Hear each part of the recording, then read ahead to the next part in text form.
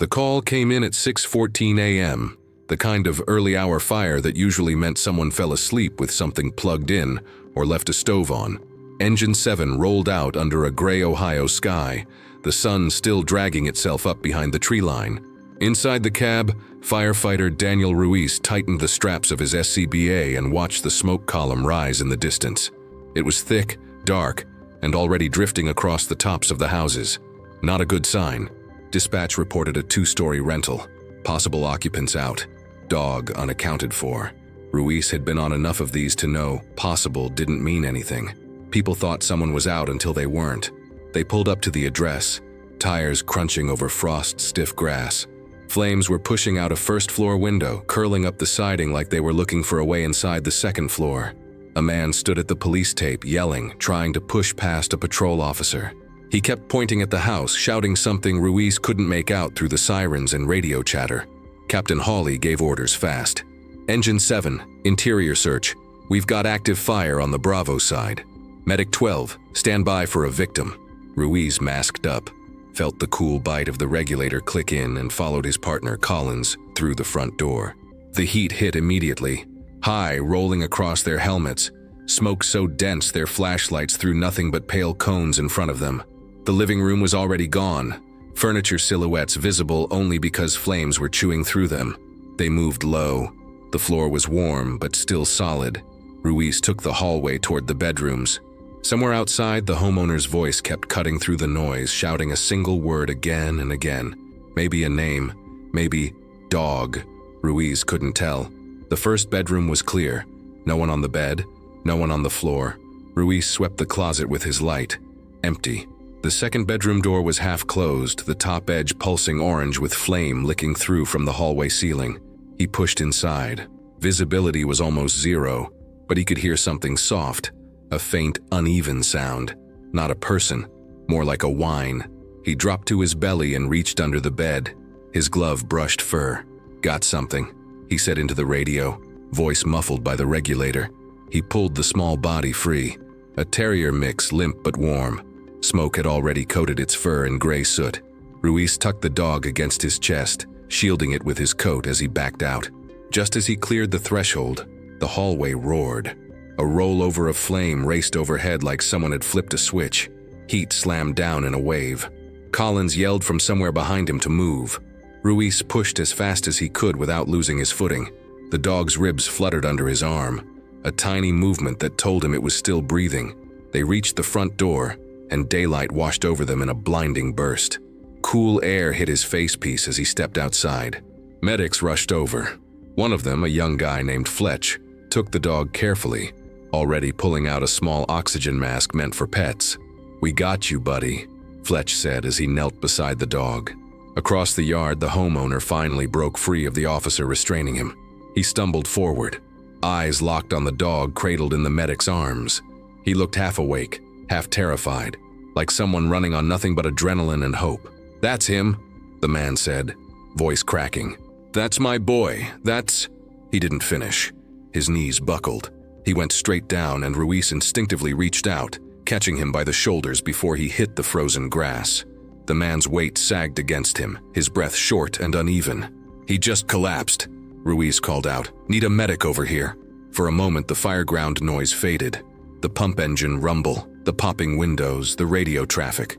All Ruiz noticed was the man shaking in his grip, the cold morning air mixing with the smell of smoke clinging to both of them, and the dog a few yards away fighting to breathe. It wasn't dramatic. It wasn't heroic. It was just real. The kind of moment fires always created. The kind Ruiz never talked about but never forgot. The medics moved fast. Fletch called for another gurney while Ruiz eased the homeowner onto his back. The man was conscious, but barely. His eyes fluttered, unfocused, as if he was still trying to understand what had happened inside that house. Ruiz pulled off his glove and checked the man's pulse at his neck. Rapid, thready, the kind that came from panic more than injury. "I'm Daniel," Ruiz said, keeping his voice calm. "Can you tell me your name?" The man blinked slowly. "Mark," he whispered. "Is he okay? My dog? Is he breathing?" "He's with the medics," Ruiz said. "They're giving him oxygen right now. Focus on me, all right? You're doing fine." Mark tried to get up, but the moment he lifted his shoulders, his head dropped back again. The adrenaline crash was hitting him hard. People imagined they'd stay sharp in a crisis, but most just ran until their bodies ran out. Ruiz saw it all the time. The crash hit harder than the panic. Medic 12 arrived with a jump bag. Carla, the senior medic, knelt beside Mark and started an assessment. "What's he got?" she asked Ruiz. "Collapsed on approach," Ruiz said. "Breathing's quick, pulse is racing, no obvious trauma." Mark looked at Ruiz again, eyebrows pulling together like he was trying to piece a memory into place. "You got him out?" he said. "I saw you carrying him." A tear slid out of one eye without him even blinking. "Yeah," Ruiz said simply. "He was under a bed." Carla placed an oxygen mask over Mark's mouth and nose. He inhaled sharply at first, then settled into a steadier rhythm. "Try to relax," she said. "We're going to monitor you for a minute before we decide transport." Behind them, the fire was still going hard. A ladder crew vented the roof, and the sudden release of smoke rolled across the yard like a gray wave. The house crackled with that dry, angry sound wood made when the fire had been burning longer than anyone realized. The heating system must have fed it for a while before anyone woke up. Collins walked over, facepiece hanging from one hand, soot streaked across his helmet. "Bedroom area flashed right after you cleared," he said to Ruiz. "Good timing." Ruiz nodded but didn't make anything of it. Good timing was half the job. The other half was luck. Fletch brought the dog over, wrapped in a medic blanket. A tiny mask covered its snout, the elastic band nearly sliding off because of how small the head was. "He's breathing better," Fletch said. "Still shallow, but he's fighting." When Mark heard that, his hand shook toward the edge of the blanket where a little paw stuck out. "Buddy," he murmured, the word breaking in the middle. Carla checked Mark's vitals again and made a decision. "We're transporting. Stress response like this isn't nothing. Let's get him loaded." Ruiz helped guide Mark onto the gurney. The man reached out, touched Ruiz's turnout coat near the shoulder. His fingers left a faint smear of soot. "Thank you," he said. "Seriously, I thought he was gone." "You're both here," Ruiz said. "That's what matters." They loaded Mark into the ambulance. Fletch placed the dog beside him, still on oxygen. As the doors closed, Mark kept one hand resting gently on the dog's side, like he was afraid to lose contact even for a second. The ambulance pulled away and the scene quieted just a little. Not completely. Fires never went quiet until overhaul was finished, but enough that Ruiz could finally feel the cold morning air biting at his face as he removed his mask. His heartbeat was still high, though he wouldn't have admitted it. The rush of interior work always took a few minutes to bleed off. Captain Hawley walked over and handed him a bottle of water. "Nice grab," he said. "Homeowner's lucky you two got in when you did." Ruiz took a drink. The water felt almost painfully cold. "He was just trying to get to the dog," he said. "Didn't care about anything else." "People do that," Hawley said. "Doesn't make it smart, but it's human." They moved to assist with overhaul, pulling charred drywall, exposing beams, extinguishing hidden pockets of heat. It was tedious work, but necessary. Ruiz kept replaying the moment he'd felt the dog under the bed, the way the hallway had erupted as he backed out. Close calls didn't bother him the way they did some firefighters, but they lingered, settling somewhere deep and quiet. By the time they wrapped up, the sun was high and the scene was turning over to fire investigators. The house was likely a total loss. Neighbors stood behind the tape with coffee mugs in their hands, watching the crews pack hose back onto the rigs. Ruiz pulled off his turnout coat and set it on the tailboard, letting the steam rise from it in the cold air. Collins came up beside him, stretching his shoulders. "Didn't expect a dog rescue before breakfast," Collins said. Ruiz exhaled slowly. "Didn't expect the owner to go down like that." "Yeah," Collins said. "Hits people weird." Ruiz just nodded. "Some calls you left behind, others followed you home." Engine 7 headed back to the station through slow mid-morning traffic. Ruiz sat in the jump seat, turnout coat half unzipped, the smell of smoke still clinging to him even though he'd brushed off most of the soot. Calls like that always left a residue, not just the physical kind. He replayed Mark collapsing, the dog's shallow breathing, that moment when the fire rolled the hallway. Small scenes threaded together in a way that stayed with you even after the radios went quiet. At the station, the crew went through the usual routine. Gear hung to dry, SCBAs swapped, hose stretched out across the concrete apron.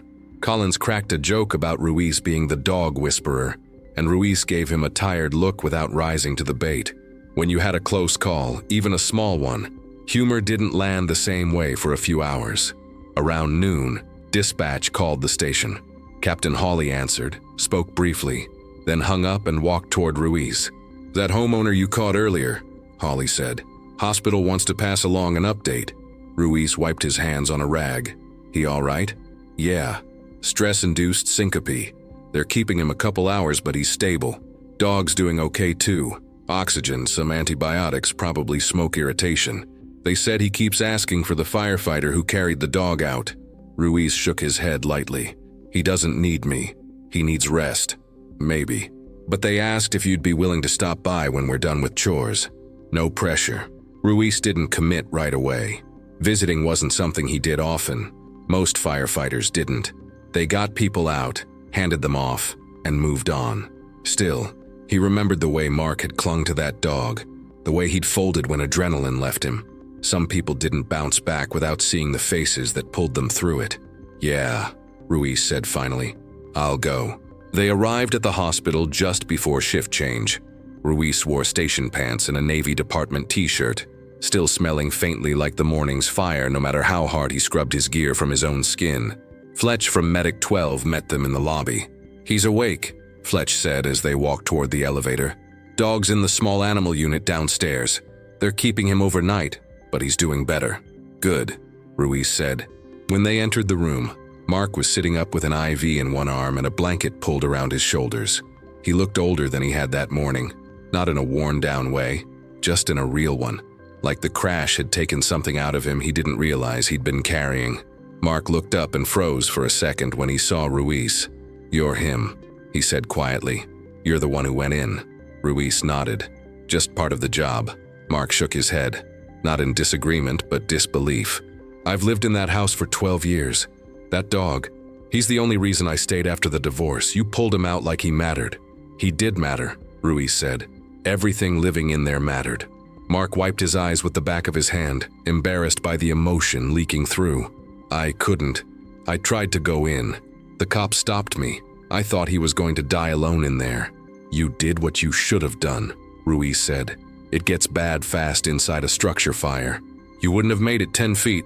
Mark stared at the blanket, absorbing that. "I thought I was stronger than that." "You were strong enough to wait," Ruiz said. "That's harder than people think." For a while, the room stayed quiet. The TV on the wall played some midday talk show with the volume muted. Ruiz could still smell smoke on his own hands, even after washing them twice at the station. Mark finally let out a breath. "I don't know how to thank you," he said. "I keep thinking about what would have happened if you'd checked the other room first, or if the fire rolled earlier." "That's the job," Ruiz said again, but softer this time. "We don't control which way it goes. We just take it as it comes." Mark nodded. The gratitude didn't disappear, but it settled into something steadier, less panicked, more grounded. Before they left, Ruiz hesitated at the doorway. "When your dog gets discharged, bring him by the station if you want. The guys would like to see he's doing all right." A small, tired smile pulled at the corner of Mark's mouth. "Yeah, I'd like that." Ruiz gave a small nod, then stepped out into the hallway. Fletch clapped him on the shoulder once they were clear of the room. "He needed that," Fletch said. "Yeah," Ruiz replied. "Sometimes they do." Back in the engine, Ruiz sat in the passenger seat, looking out at the hospital parking lot as the shadows stretched across it. Some calls ended at the scene. Others didn't. This one had a way of following him, not in a heavy way, but in a way that reminded him why he still did the job after all these years. He didn't say any of that out loud. He just rode back to the station with the windows cracked, letting the cold afternoon air clear his head.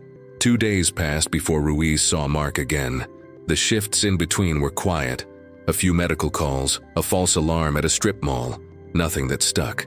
The house fire had already been written up in the incident log, photos attached, statements filed. On paper, it read like a routine event. Interior search, 1 civilian treated, 1 dog rescued. Clean, simple, neat. Nothing in those lines hinted at how the moment felt when a grown man collapsed into a firefighter's arms because he thought the only thing he loved might be gone. Late in the afternoon, The station doors buzzed. Collins glanced out the window. "You've got a visitor," he said with a grin. Mark stood just inside the bay, holding the terrier against his chest. The dog wore a small vest from the animal hospital, and though some patches of fur were singed, his eyes were bright and alert. When he spotted Ruiz, the dog wagged his tail hard enough that his whole back half shimmied. "Hey," Mark said, voice a little shy. "They discharged him this morning. Thought I'd bring him by." Ruiz walked over. "Good to see him up." Mark lowered the dog to the concrete floor. The terrier sniffed everything within a 6-foot radius, moving in quick circles like he was making sure the whole place was safe before relaxing. Collins and a couple other firefighters knelt to pet him, voices dropping into the kind of tones grown adults only used around small dogs and babies. Mark watched them, hands in his pockets. He looked steadier than he did at the hospital, though there was still a kind of quiet weight behind his eyes. People didn't bounce back from near losses in a straight line. They eased into it. "Insurance is already out there," Mark said. "Place is a mess." They said electrical. Something in the living room wiring fried in the wall. Ruiz nodded. "The investigators mentioned that. You staying with family for now?" "No family nearby," Mark said. "Rented a short-term place for a month while they figure out if the house is salvageable. Don't know if I'll move back. Feels weird going near it." "That's normal," Ruiz said. "Takes time." Mark hesitated, then said, "I keep thinking about that morning, how I started yelling at the officer, how everything felt like it was sliding out from under me." "Nothing about that morning was calm," Ruiz said. "People crack in different directions. I've seen folks get quiet, seen them start swinging, seen them drop. None of it's strange." Mark let out a small laugh. "Guess I did all three." Ruiz didn't disagree. The dog returned and leaned against Mark's leg. Mark scratched behind its ears and then looked at Ruiz in a way that wasn't dramatic, just straightforward. "You guys saved everything that mattered to me," he said. "I don't know if I ever said that clearly." "You said it," Ruiz replied. "You don't need to keep saying it."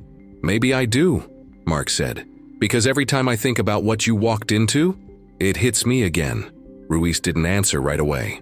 He looked down at the terrier, who was chewing on the end of Collins's work glove, while Collins pretended not to mind. The station hum filled the space. Radios, footsteps, someone washing dishes in the kitchen. Normal life. "It's not about walking into it," Ruiz finally said. "It's about coming out with something alive. That's the part that stays with you." Mark nodded, absorbing it quietly. They gave him a small station tour. Apparatus bay, gear racks, the day room with its mismatched recliners. The dog trotted beside them, sniffing every corner as if performing his own inspection. When they passed the engine, Ruiz showed Mark the seat where he'd ridden back from the hospital. Mark ran his hand along the metal edge of the door, a small, almost unconscious gesture. "You ever think about quitting?" Mark asked suddenly. "After calls like that?" Ruiz shook his head. "Not really. Some calls are harder than others, but they remind you why you're here. If anything, they keep you in it." Mark nodded again, filing that away like someone trying to learn a language they didn't grow up speaking. When it was time for him to go, Mark shook Ruiz's hand. His grip was steady this time. "If you ever need anything, I mean that, call me, even if it's just to walk this little guy around the block." Ruiz gave a small half-smile. "I'll keep you in mind." As they watched Mark walk out with the terrier tucked in one arm, Collins elbowed Ruiz lightly. "He's gonna send you Christmas cards for the next 20 years, Collins joked. "Maybe," Ruiz said, but there wasn't annoyance in his voice, just a quiet understanding. The bay doors shut and the dog's last wagging tail flick disappeared behind them. The station settled back into its usual rhythm. Dinner prep, a few jokes thrown across the room, gear checks. Ruiz sat for a moment on the bench near the turnout lockers, elbows on his knees, taking a slow breath. Some calls faded the second you hung up your gear. Others sat with you, not heavy, not sharp, just there. This one wasn't about danger or luck. It was about a man and his dog and the thin moment where they almost didn't get each other back. Those were the calls that stuck. A week later, the call appeared on the station whiteboard. Community follow-up, Engine 7. It wasn't an emergency, just a request from fire prevention to check the remaining structure of the burned house, now that the insurance company had finished its inspection. Most of the crew groaned. Follow-ups were never thrilling, but Ruiz didn't mind. Fires looked different in daylight after the chaos cooled. Sometimes seeing the aftermath put the morning's events into perspective. They drove out late morning. Cold wind pushed dead leaves across the street as the engine rolled to a stop. The house sat quiet behind a chain-link temporary fence, its windows boarded, roof tarped in jagged patches. Up close, the smell of burned wood still lingered, faint but unmistakable. Collins unlocked the gate and they stepped through. The grass was flattened where hose lines had been stretched. Charred debris sat in a pile near the curb, blackened insulation tangled like shredded cotton candy. Ruiz walked slowly toward the front door, or what was left of it. The frame was splintered, the top half bowed inward from heat. Inside, the living room was nothing but studs and exposed wiring. The fire had eaten the walls clean. Sunlight pushed through openings where windows used to be, casting long shadows across the floor. Ruiz pictured how it had looked that morning. Smoke banked down, flames climbing, visibility near zero. Seeing it now, calm and stripped bare, felt almost surreal. Collins tapped a beam with his gloved knuckle. "Whole section's compromised," he said. "No way they're saving this." Ruiz nodded. Expected. They moved toward the hallway where Ruiz had made his push. The drywall was gone, leaving an open corridor lined with blackened studs. The floorboards were warped but still recognizable. Ruiz paused where the rollover had hit. The ceiling joists above him were charred deep, the wood brittle and cracked. "Damn," Collins muttered. "That was closer than I realized." Ruiz didn't answer. He didn't need to. You could see the path of fire plain as day. How fast it had moved, how little margin there had been. It didn't shake him, not exactly. It just reminded him how thin the line was sometimes. They finished the inspection and stepped back outside. A small sedan pulled up to the curb.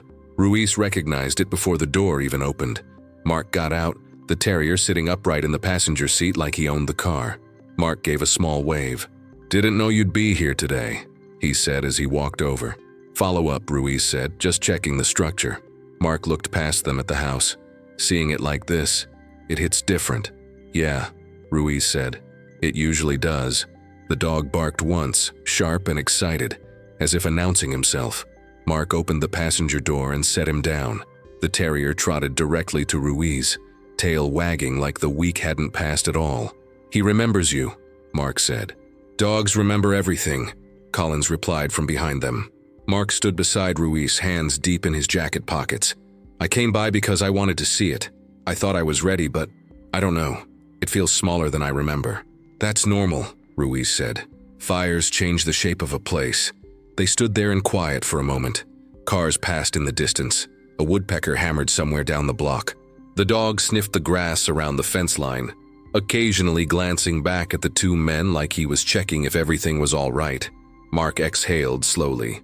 "I've been trying to figure out what to do next, whether to stay in the area or move somewhere new. Part of me thinks leaving means I'm running from something. Part of me thinks staying ties me to a place that almost took everything from me. There's no right answer," Ruiz said. "Just the one that lets you breathe easier." Mark nodded. "I think I'm leaning toward a fresh start. Different house, different part of town. Somewhere that doesn't smell like smoke when I drive past it." "That's fair," Ruiz said. Mark glanced at him. "Can I ask you something?" "Sure. Does it stick with you? Stuff like this?" Ruiz looked at the burned entryway, the exposed beams, the blackened studs. "Yeah," he said. "Some calls do. Not in a bad way. Just, they stay with you. Remind you why you show up." Mark processed that slowly, the way someone listens to a truth they expected but still needed to hear out loud. "Well," Mark said finally, "I hope it stays with me too. Not the fire, just what came after." Ruiz gave a small nod. The dog trotted back and sat between them, leaning gently against Ruiz's shin. Ruiz reached down and scratched behind its ear. They said their goodbyes.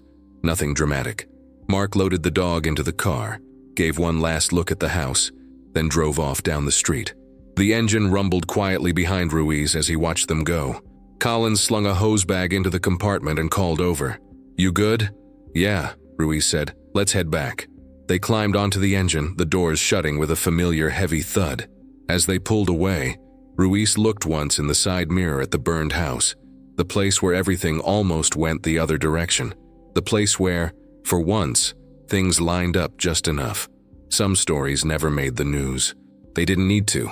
They lived in small moments.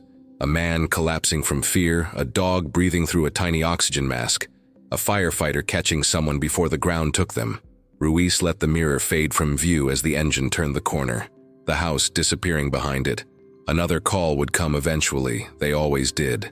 But this one, he knew, would stay with him for a long time.